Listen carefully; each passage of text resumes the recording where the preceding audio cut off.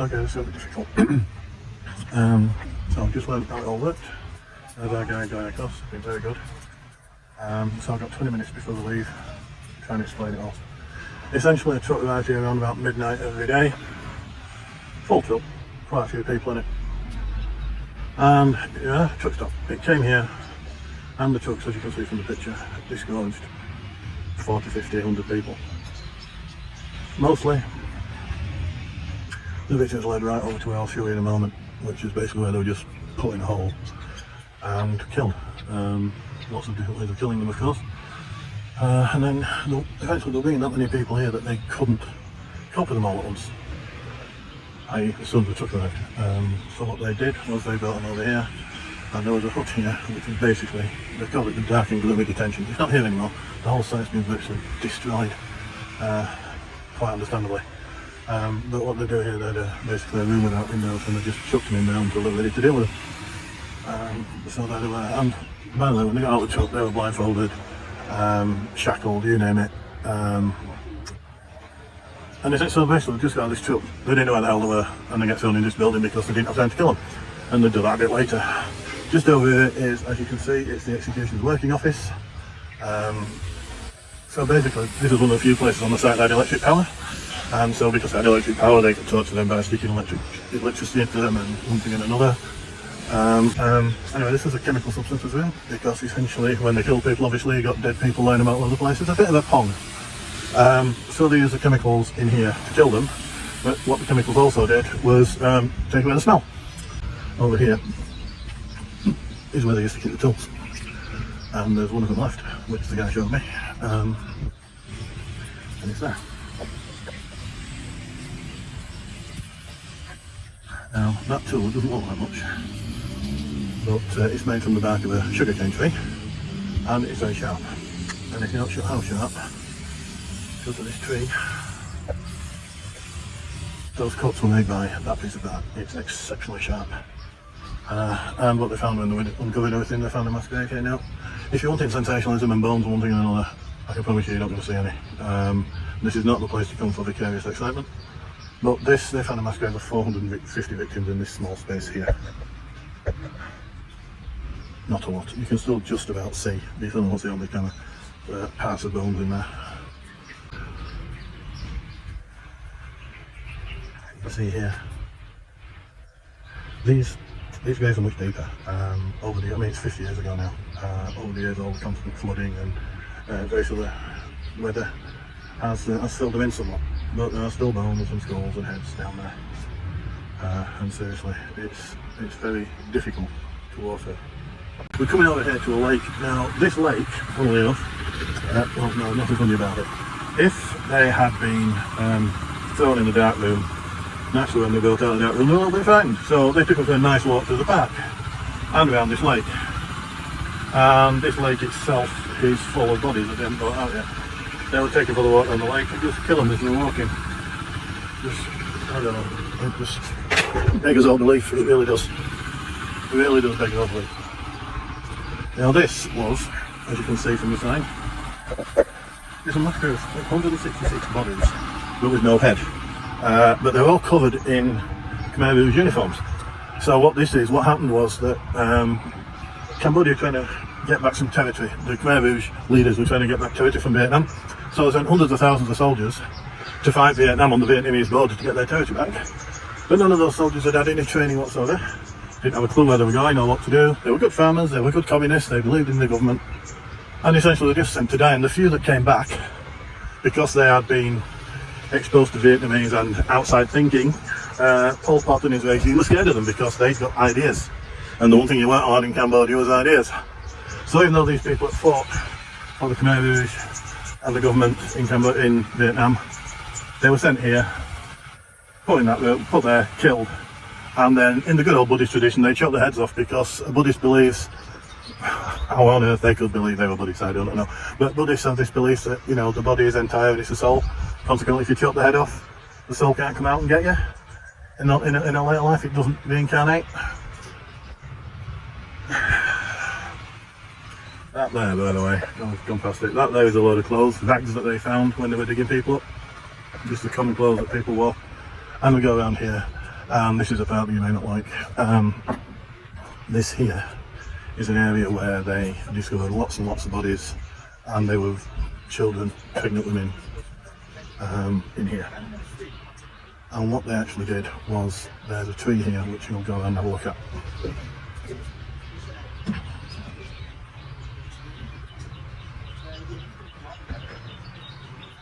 You can see all the things on the tree. What they found was all the babies' bodies in there with lots of them in with them. And what they used to do, they would bring the children here, well, bring the mothers here with their children, and they would throw the children up in the air, and as they came down they would shoot them or hit them with sticks or whatever, and the mothers would come up and try to save them. The mother would be grabbed hold of and then be made to watch while the guard picked the baby up by its legs and swung it and bashed its head against this tree. I don't even believe I'm saying this. And there were hundreds of them here. It's known as the killing tree.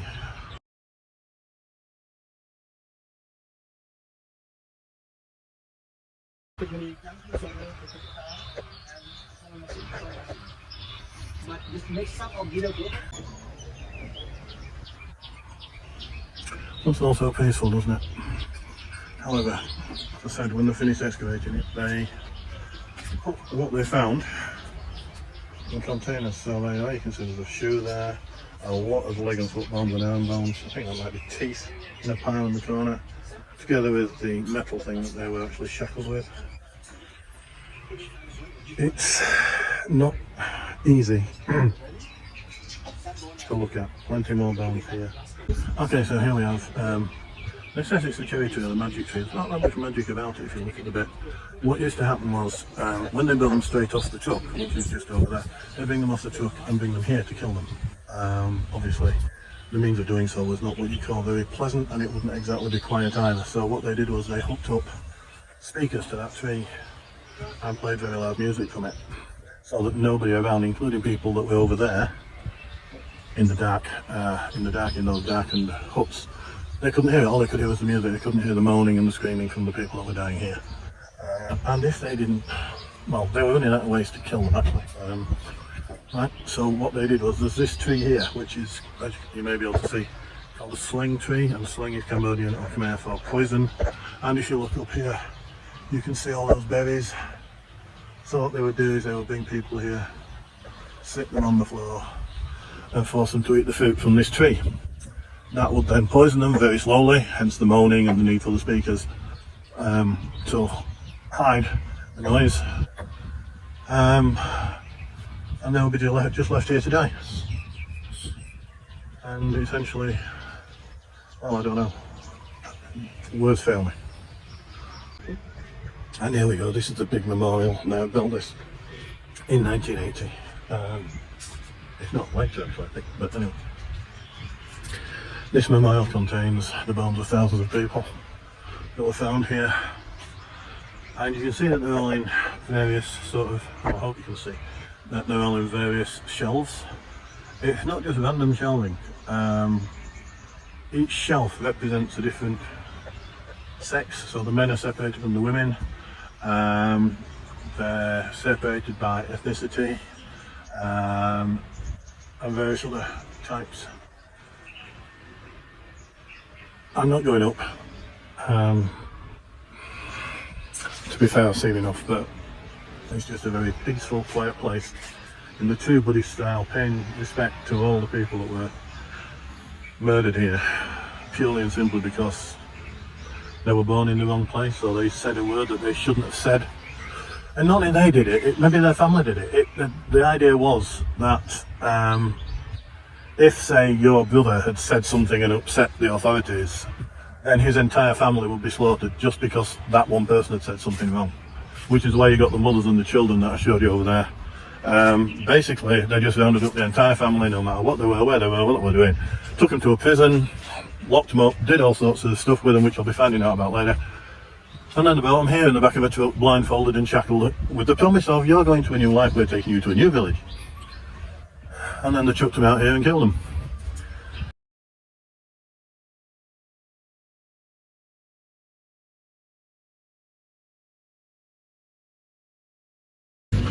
This is the prison S21. You come in just there, and it's basically, it used to be a school apparently. There's a big block there, that's block A, that's where the political prisoners were kept.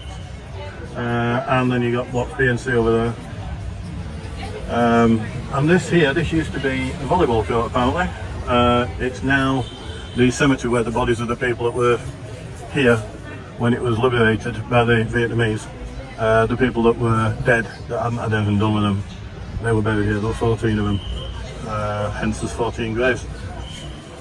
I've just got a bit of time to go around and have a look. It's not going to be pretty.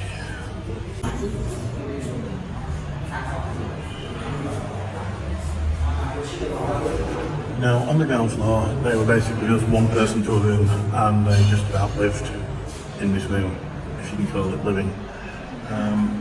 The pictures that are on the walls were taken when the Vietnamese arrived. There are other things you can see, for example, that box there, that was the toilet. The person never went out of the room. They got a bottle of water and a bit of rice every day, and that was it. They were shackled to the bed, and things like that, put on them to put pressing down. The marks on the floor are not where it's not being cleaned. The marks on the floor are from the dead and bleeding bodies that were left in here. This is the picture. Be ready for this one. That is the picture of how this room was found. They've obviously put tape over the person's faces. Skull have been completely crushed together. And if you look on the ceiling,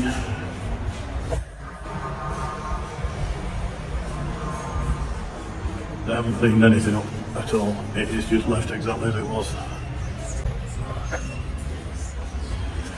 And when they opened this room, there was a person on the bed. And there was a dead corpse in the corner, just there. This is not this room, this is a picture of one of the rooms upstairs when they found it. But they just come in here and all these people have just essentially been left. It's, yeah. Right, so up on the first floor now. There's only actually 5 rooms here, not like the 10 or 12 that were down my hall. And the rooms are, as you can see, much bigger. So they cram half a dozen or more people in here.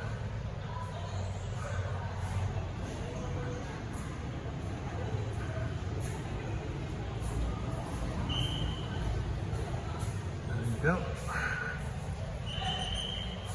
Sit over on a chair to torture him.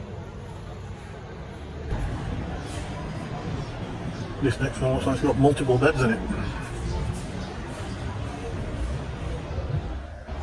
I'll let you guess what they were used for.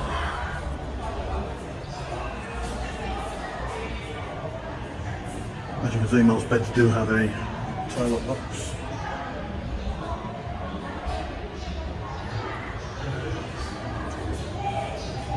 Just imagine 8, 10, 15 of you sat living in here day after day, not going anywhere. And then sitting and watching while the rest of them that are in here are tortured in front of you, and then knowing that it's going to be your turn next.